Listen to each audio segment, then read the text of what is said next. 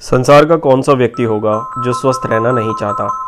दूषित वातावरण में तो अब और भी अधिक जरूरी हो गया है कि हम अपने स्वास्थ्य के प्रति जागरूक रहें। एक रिपोर्ट के अनुसार भारत में दिल की बीमारी से मरने वालों की संख्या बीते 26 वर्षों में 34% तक बढ़ गई है।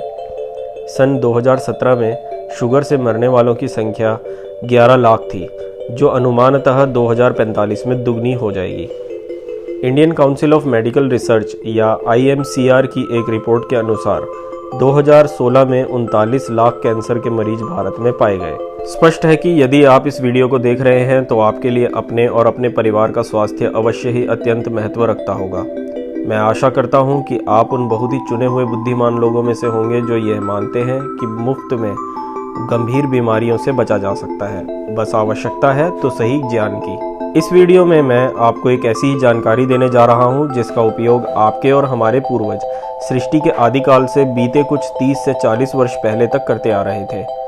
आपने भी देखा होगा कि पुराने ज़माने में अस्पताल की शक्ल किसी अभागे को ही देखनी पड़ती थी। तो ऐसा क्या करते थे पुराने लोग जिससे बिना दवाओं के ही 80 से 100 वर्ष की आयु बड़ी सरलता से वे प्राप्त कर लेते थे। आइए जानते हैं।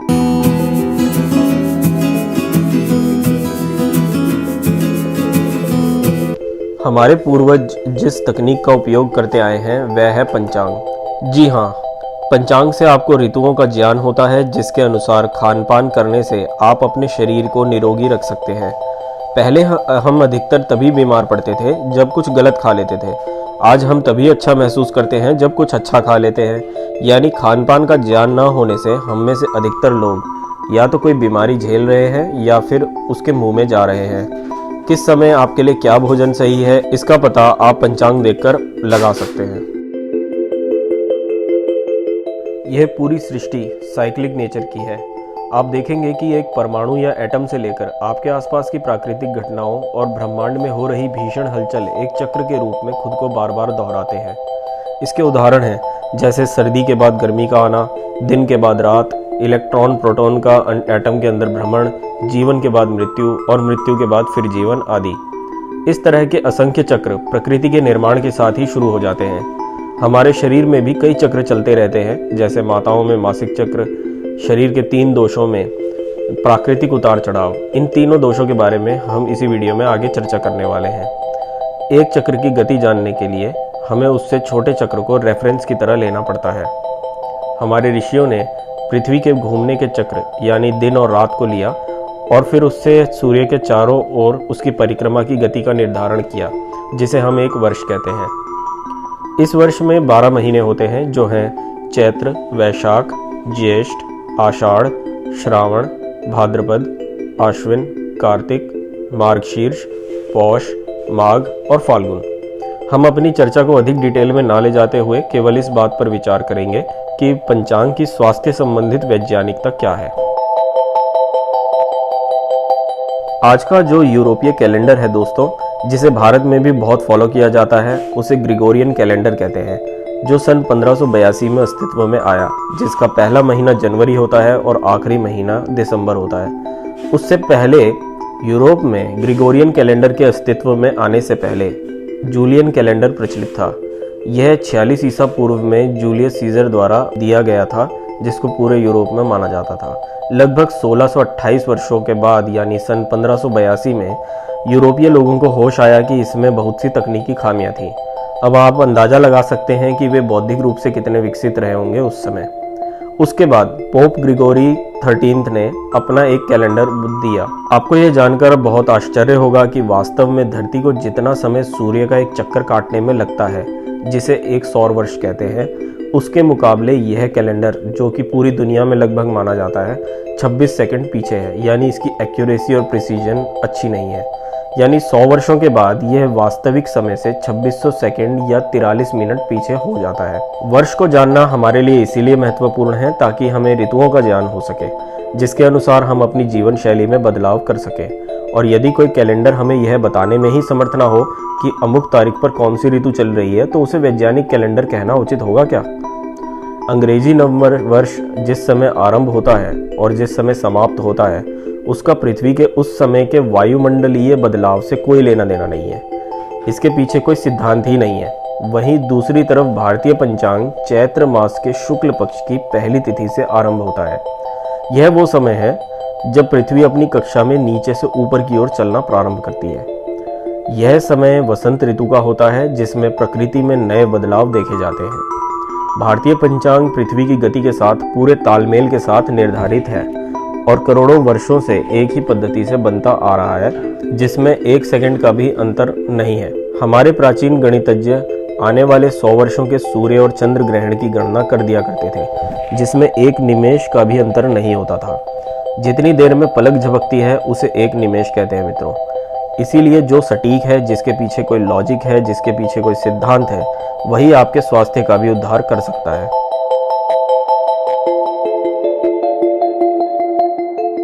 यह संपूर्ण सृष्टि बनी है पंच तत्वों से, जो है अग्नि, वायु, आकाश या खाली स्पेस, जल और पृथ्वी।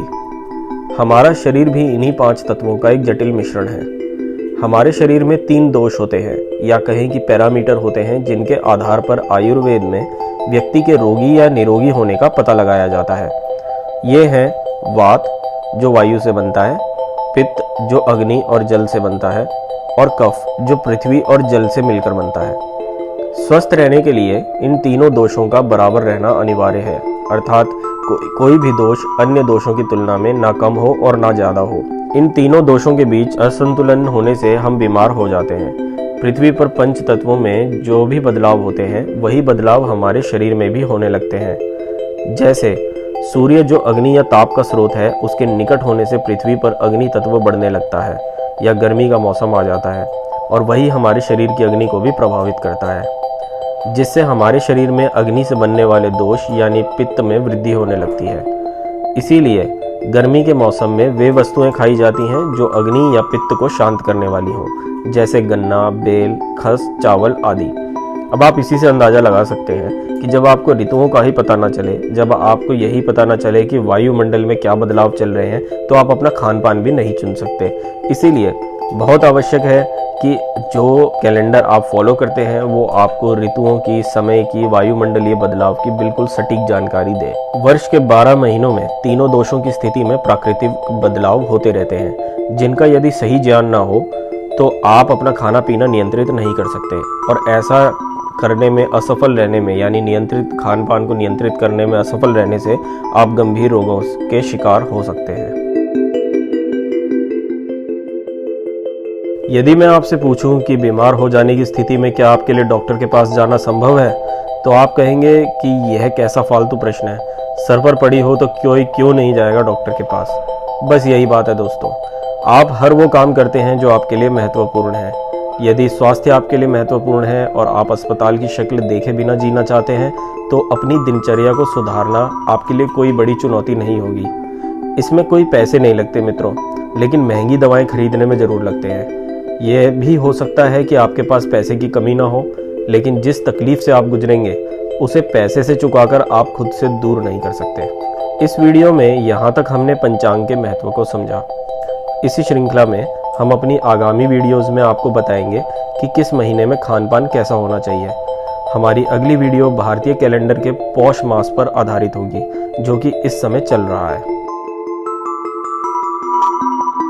एक उत्तम स्वास्थ्य में सात्विकता का बहुत बड़ा योगदान होता है। मन और शरीर सात्विक भाव से युक्त हों तो व्यक्ति दीर्घायु होता है। इस पृथ्वी पर सात्विकता की ब्रांड एम्बेसडर है हमारी प्यारी गौ माता। उसके 5 गव्य दूध, घी, छाछ, गोबर और गौमूत्र सात्विकता से भरपूर होते हैं, जो इनका लाभ लेने वालों को भयंकर रोगों से मुक्त करने की शक्ति रखते हैं। आप आज ही अपने आसपास किसी गौशाला, किसान या गौपालक से जुड़कर उससे गौ उत्पाद खरीदना प्रारंभ करें और गौ माता को कत्ल खाने और कूड़ा घर जाने से बचाएं। यदि आपके आसपास कोई गौपालक नहीं है तो आप हमारी वेबसाइट www.gaurashtra.com से विश्वसनीय गौ उत्पाद प्राप्त कर सकते हैं, जिसका लिंक नीचे दिया गया है। यहाँ देश भर की प्रतिष्ठित गौशालाओं का सामान आप घर बैठे प्राप्त कर सकते हैं, और यदि आप दुकानदार हैं तो इन उत्पादों को अपने क्षेत्र में बेचने के लिए भी आप हमसे नीचे दी गई ईमेल आईडी पर संपर्क कर सकते हैं। आपसे फिर मिलेंगे जल्दी ही अपनी अगली वीडियो में। इस वीडियो को अपना बहुमूल्य समय देने के लिए आपका बहुत बहुत धन्यवाद।